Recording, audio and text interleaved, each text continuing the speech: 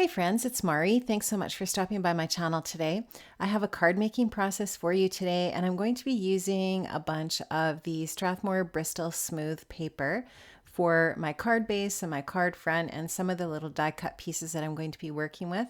So this is paper that I just buy at Michael's. I usually try to get it when it's on sale and kind of stockpile it in my scrap room and use it for all different parts of my card making process. I'm going to be using this sweet little image here of this Super Cat from the Super Cat stamp and die set from My Favorite Things. I think this little set is so sweet, and I'm going to be making a birthday card today with this stamp set. I'm going to start off here with my Bristol Smooth paper in my MISTI, and I'm going to stamp out my little Super Cat with some Versafine Onyx Black ink, and then I'm going to do some Faber Castell Polychromos coloring. I am going to put some music on for you during the coloring process, and then I will see you back when the coloring is all finished.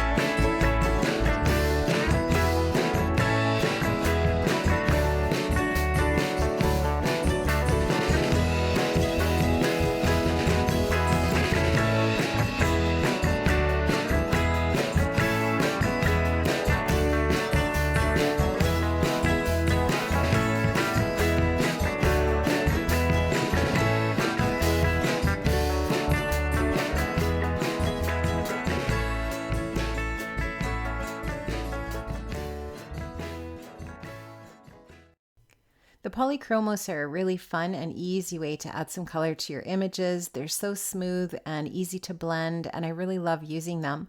When I'm done coloring an image, I often will go back in with my MISTI and stamp the lines back over top of the image again, just to make them nice and crisp.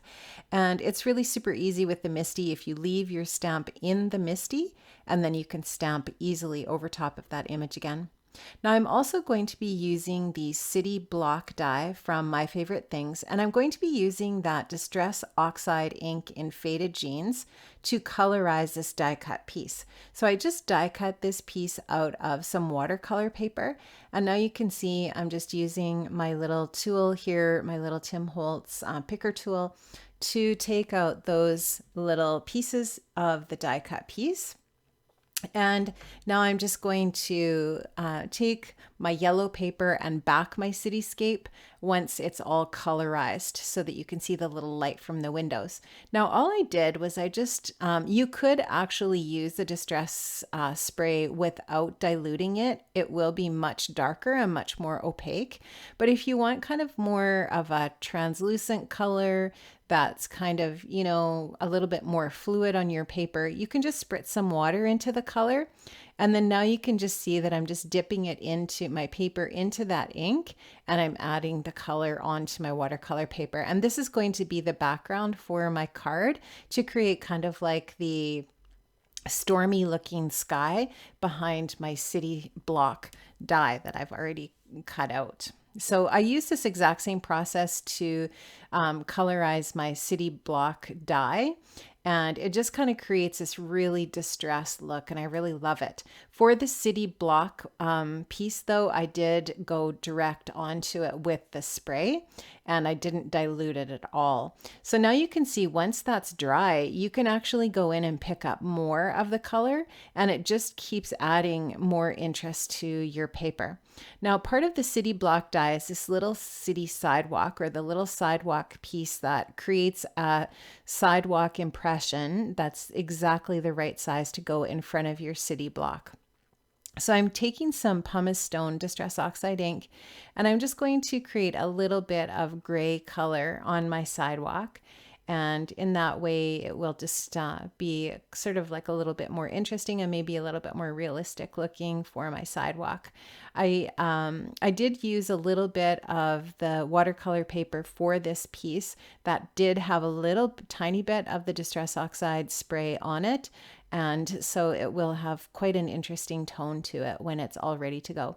Now I am going to take the larger piece of watercolor paper that I use the Distress Oxide spray on, and I'm going to just use a My Favorite Things stitched rectangle stacks die to create a stitched impression around that edge. And I'm also going to put my other little die cut pieces through that same stitched die so that those other little pieces have that same stitched detail on them.